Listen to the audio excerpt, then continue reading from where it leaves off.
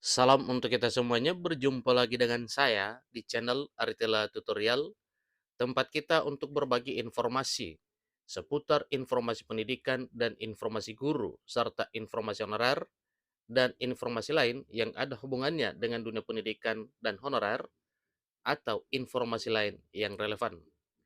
Pada pertemuan ini saya menyapa seluruh Bapak Ibu honorer setanah air yang selalu setia melaksanakan tugas tanpa mengenal lelah dalam melaksanakan kegiatan pelayanan publik di instansi pemerintah pusat maupun daerah. Saya yakin Bapak Ibu honorer selalu semangat dan selalu dalam keadaan sehat walafiat. Pertemuan kali ini ada satu hal penting yang perlu saya sarankan kepada Bapak Ibu honorer terkait dengan harapannya mengenai pengesahan Undang-Undang Aparatur Sipil Negara yang mana dulunya pada RUASN pasal 131A ada penegasan terkait pengangkatan honorer menjadi pegawai negeri sipil. Tapi di Undang-Undang ASN yang baru yang disahkan 3 Oktober 2023 itu dihapuskan, artinya pasal 131A itu dihapuskan, diganti dengan pasal lain yang juga muaranya adalah untuk menuntaskan honorer. Dan pada pasal baru disampaikan tentang pengangkatan bagi yang memenuhi syarat.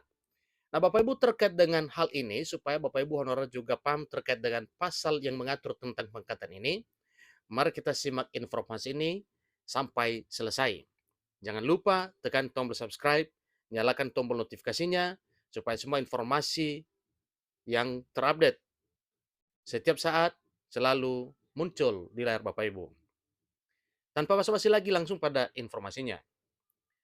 jpnn.com Jakarta, Menteri Penanggulangan Aparatur Negara dan Reformasi Birokrasi Menpan RB Abdul Azhar Anas menyampaikan bahwa pemerintah berupaya menyelesaikan regulasi turunannya Undang-Undang ASN baru. Salah satu peraturan pemerintah yang ditargetkan selesai 3 bulan ke depan adalah soal P3K penuh waktu dan P3K paruh waktu. Nantinya, kata Menteri Anas, honorer akan diselesaikan melalui mekanisme P3K penuh waktu maupun paruh waktu. Jadi bagi Bapak Ibu honorer yang memenuhi persyaratan perundang-undangan bisa diangkat lewat jalur PNS. Ingat Bapak Ibu ya, bagi Bapak Ibu honorer yang memenuhi persyaratan perundang-undangan bisa diangkat lewat jalur PNS. Dia mencontohkan honorer Satpol PP yang diselesaikan melalui pengangkatan P3K dan PNS.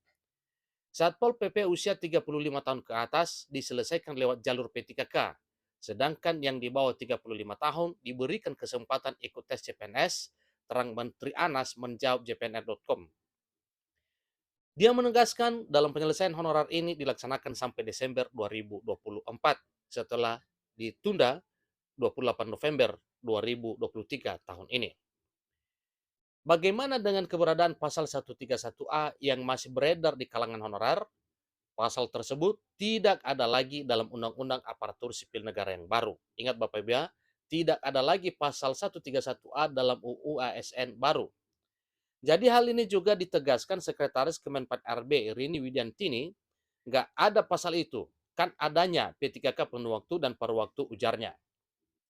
Sementara itu, Dewan Pembina Forum Honorer Kategori 2 Tenaga Administrasi FHK2 TA Nurbaiti mengungkapkan banyak honorer yang sangat yakin akan diangkat PNS sebagaimana usulan DPR RI pada 2016 dan tertuang di dalam pasal 131A. Itu adalah tahun 2016 yang masih dimuat di dalam draft RUASN. Tapi setelah disahkan dalam Undang-Undang ASN yang baru 3 Oktober 2023 tidak ada lagi pasal 131A tersebut. Kemudian pada tahun 2016 yang lalu itu hanya usulan dari DPR RI kalau memungkinkan. Tentunya kalau tidak maka itu tidak boleh dipaksakan.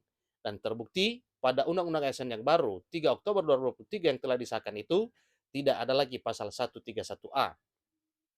Mereka terkecoh dengan Undang-Undang ASN baru, dikira pasal-pasal yang dahulu tertuang dalam Undang-Undang ASN baru. Jadi Bapak Ibu honorer yang saya hormati, tentunya ini adalah satu pencerahan bagi kita supaya jangan terkecoh dengan pasal-pasal yang ada dulunya dalam RUASN setelah disahkan menjadi Undang-Undang ASN. Dia memaparkan selama penantian 7 tahun, Undang-Undang ASN baru akhirnya disahkan. Ini peristiwa terbesar buat para honorer karena sudah ditunggu sejak 2016 saat revisi Undang-Undang ASN masuk di badan legislatif atau balik, dan akhirnya pada 2020 masuk ke Komisi 2 DPR RI. Jadi dengan disahkan Undang-Undang ASN baru, lanjut Bunda Nur, sapaan akrabnya, honorer juga harus cerdas. Jangan langsung menyimpulkan sendiri dari berita yang beredar di luar. Jadi kalau draft lama di 2016 saat pembahasan di balik memang masih pakai pasal 131A yang menyatakan penyelesaian honorer sampai batas waktu Januari 2014. Ingat ya, itu draft lama saat pembahasannya masih Menpan RB Asman Abnur tuturnya, bukan di masanya Anas. Nah, Undang-Undang ASN baru yang disahkan 3 Oktober 2023 tidak ada pasal 131A. Ini supaya lebih jelas kepada Bapak Ibu honorer. Walaupun pasal tersebut dihapus, ujar Bunda Nur, pemerintah dan DPR RI mengakomodasi tenaga honorer di pasal 67 yang berbunyi bahwa tenaga non-ASN wajib diselesaikan penataannya paling lambat Desember 2024. Jadi Bapak Ibu tinggalkan untuk membahas pasal 131A. Itu adalah di draft lama, dan yang ada di dalam Undang-Undang ASN yaitu pasal 67 yang berbunyi bahwa tenaga non-ASN wajib diselesaikan penataannya paling lambat Desember 2024. Dan jelas pengertian penataan itu adalah melalui tahapan seleksi verifikasi validasinya oleh lembaga berwenang, terangnya.